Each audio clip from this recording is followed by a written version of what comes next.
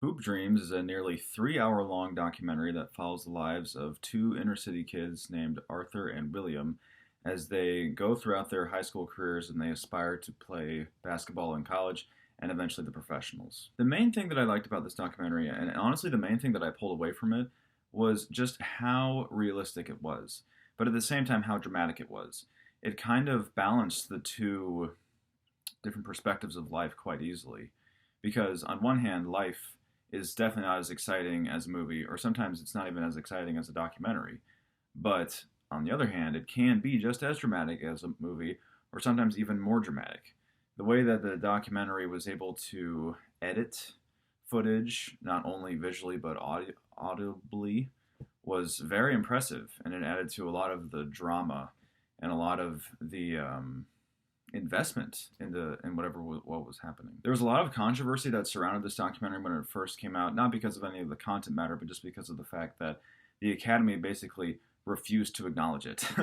Now, I don't really have any kind of behind the scenes knowledge about how the Academy picks certain movies or what exactly it is they think about it. I don't know if they like go into a theater and they like scribble down notes while they watch something. I'm not really sure, but apparently there's a story where back in the day, because this movie came out in 95, the Academy was watching it however it is they watch it. Maybe they have like a bunch of cigars and they're drinking bourbon or something. And they all had flashlights. And if the Academy, quote unquote, gave up, if any member on the Academy gave up on the movie, they would take their flashlight and they would shine it on the screen. I don't really know why. I suppose that was just the method that they came up with. And apparently everybody on the academy, I don't know how many members are on this particular board, but apparently every single person flashlighted the movie. And the movie was turned off after 15 minutes. I keep calling it the movie, but it's the documentary. The documentary was turned off after 15 minutes. Now, if your investment in this film doesn't go beyond 15 minutes, then you are probably just very much removed from the immediate experience of what the people are going through in the documentary. And I say immediate because the immediate experience is an African American experience, a black experience, in the ghettos, struggling with poverty and drugs and bad grades, no academic motivation, only wanting to play basketball. So, in that sense, it is very specific to those people. It is specific to their experience. And if you haven't experienced that in particular, then yes, you're not exactly going to be fully invested in this documentary. But the reason why this documentary is so good, and the reason why it was so well received, not only from the public, but eventually from critics, is that it touches upon so many different elements of humanity. Pretty much everything that I just said. No academic motivation, poverty. Those are all experiences that are relevant to you, no matter what ethnicity you may be. And even beyond that, what I most personally got out of this documentary was the nature of success. There was a time about 3 or 4 years ago, maybe even 5 at this point, where I thought that I had success figured out. Now, that doesn't mean that I was hugely successful. I feel like I, had peaked at age 21, but it meant that I thought that I fully understood what it took to be successful. And I thought that it was 100% personal effort. Specifically, deep practice, the concept of deep practice. And that's an entirely different video.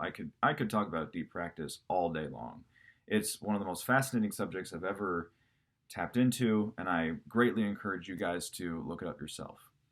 But basically, I thought that all your success depended upon the way you practiced, the standard you held yourself to, how much passion and drive you brought to the table every single day.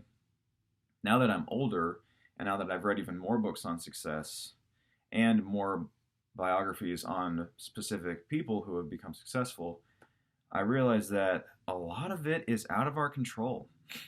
A lot of success is just out of our control. There's really no way. There's really no way about it.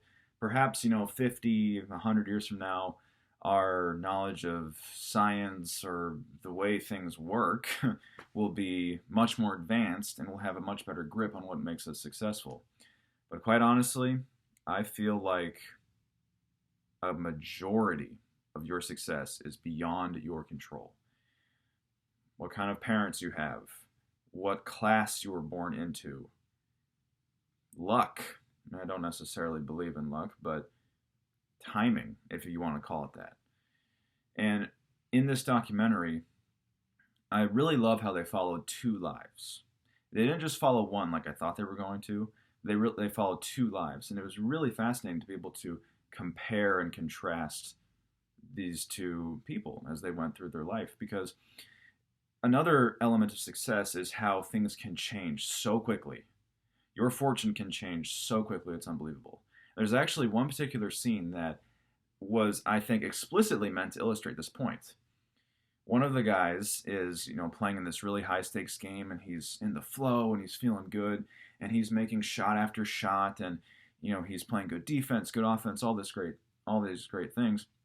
And the music in the background is this really upbeat kind of hip hop, and it really illustrates what's happening. Then he takes a shot, and right as he lands, the music, boom, cuts right off because he pulled a muscle. A very bad pull. I think it was actually a tear. And he just hobbles off the court and lays down in excruciating pain. And it was tragic to watch, but it was just such good filmmaking at the same time. Because from a technical standpoint, it was quite inventive of them to have the music just, boom, cut right off as soon as he landed. But from a more emotional standpoint, it illustrated the fact that your fortune can shift on a dime, back and forth. Now, of course, we're not slaves to that. We can adapt to situations, and we can make decisions that might turn the tide for us. We're more in control than we think, but we're also more out of control than we think. And one of the guys by the end doesn't give up, but he kind of reserves himself to a life that is a bit more normal, a life that is more conventional. He doesn't, like I said, he doesn't give up on his dream of becoming a basketball star, but he just adapts a broader perspective. He realizes that there is more to life than just basketball, and he's okay with that.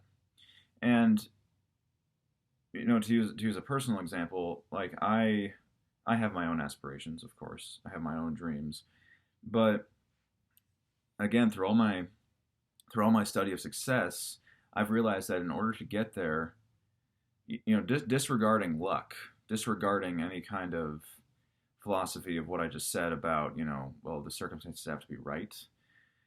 If you're only entirely focusing on your own personal efforts to be successful, you're going to have to put in 75, 80 hours a week to week to week. You're going to have to do enormous sacrifice. Your entire life is going to have to be about your career. Now, of course, in life, there are exceptions to everything. Some people become successful seemingly based off of nothing. But for the most part, if you're going to want to climb the ladder of success, it's going to have to be your tunnel vision obsession. A lot like Whiplash. Another reason why I like Whiplash is that it touches on that subject. Is there a line? Is there a line to how far you push people? Is there a line to how obsessed you are with success? How much does the means justify the ends? How much do the ends justify the means? Sorry, I got that flipped. So I really like how the documentary touched on that. I like how it touched on the fact that, yes, your personal efforts are huge. Your personal efforts play a huge part in how you succeed in life. But more than that, I would say, some people might disagree with me, but more than that, I would say, a lot of it is just based off of what has been given you and what has been taken away from you in life.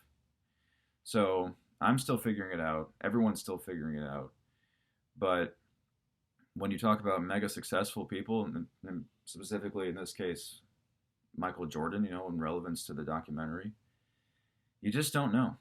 You just don't know ultimately what makes people successful. Really, the only complaint that I have about this documentary is the narrator's voice. This guy should not be narrating documentaries. It kind of sounds like HAL 9000 from 2001: A Space Odyssey. Like he's about to shut down the space system and like murder you in your sleep or something. But aside from that, it was a great documentary that definitely didn't feel like 3 hours long. So I would recommend it to anybody who is a documentary fan. I'd recommend it to anybody who wants to study the nature of success. And I'd recommend it to anybody who enjoys the medium of film. And I'm going to give this one an 8.5 out of 10. So what's your most favorite documentary of all time? I know that there are some great ones out there. And there are some that I have never heard of before that I would love to hear from you guys because I love documentaries and I want to expand my horizons. Whatever they are, let me know down in the comments below. Thank you so much, everybody, for watching. As always, I truly appreciate it, and I'll see you on the next cinematic adventure.